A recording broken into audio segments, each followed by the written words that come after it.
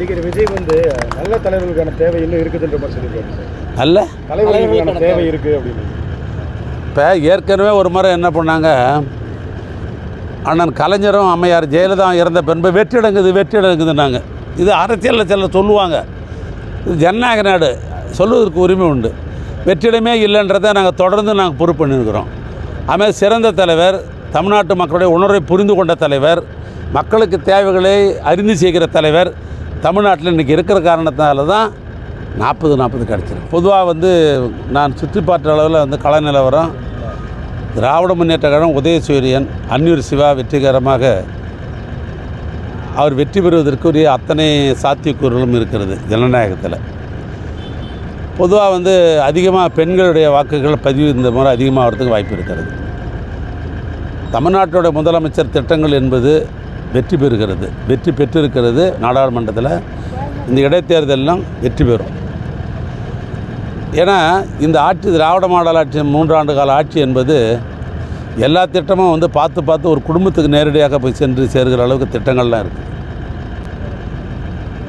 திட்டங்களை ஒரு அரசாங்கம் நிறைவேற்றத்தில் 2 வகையாக பிரிச்சுக்கலாம். ஒன்று, பொதுவான திட்டங்கள். ஒரு ஊரில் ஸ்கூல் கட்டுறோன்னா அது பொதுவாக கட்டுறோம். ஒரு ஊருக்கு ரோடு போகிறோம்னா அது பொதுவாக போடுறோம். ஒரு சிறு பாலம் கட்டுறோம்னாக்கா அது பொதுவான அவைகள்லாம். ஆனால் மகளிர் உரிமை தொகை என்கிற பேரில் ஒரு குடும்பத்துக்கு ஒரு பெண்களுக்கும் மாதம் 1000 ரூபா போதுன்னு சொன்னால் அந்த குடும்ப பொருளாதாரம் முன்னேறுது.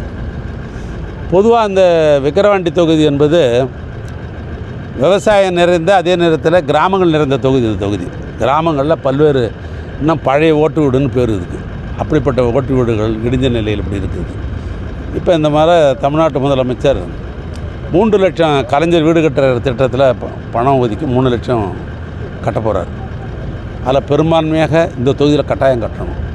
இப்போ சட்டமன்ற உறுப்பினர் சிவா அவர்கள் வெற்றி பெற்ற உடனேயே நான் அடுத்து சொல்ல விரும்புவது, ஒரு கிராமத்துக்கும் போய் தகுதி உள்ளவரெல்லாம் மனுக்களை பெற்று முதலமைச்சரை சந்தித்து முதல்ல அந்த வீடை வாங்கி கொடுன்னு நான் சொல்ல போகிறேன். அதனால் ஒரு குடும்பத்திற்கு வேண்டிய தேவைகளை நிறைவேற்றுகிற ஆட்சியாக திராவிட மாடல் ஆட்சி இருக்குது.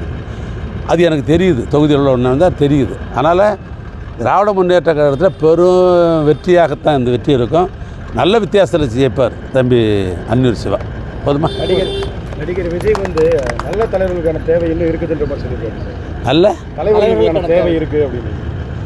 இப்போ ஏற்கனவே ஒரு முறை என்ன பண்ணாங்க, அண்ணன் கலைஞரும் அம்மையார் ஜெயலலிதா இறந்த பின்பு வெற்றிடங்குதுன்னாங்க.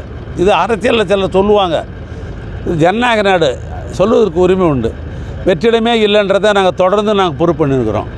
அதுமாதிரி சிறந்த தலைவர், தமிழ்நாட்டு மக்களுடைய உணர்வை புரிந்து கொண்ட தலைவர், மக்களுக்கு தேவைகளை அறிந்து செய்கிற தலைவர் தமிழ்நாட்டில் இன்றைக்கி இருக்கிற காரணத்தினால தான் 40-40 கிடச்சிருக்கு.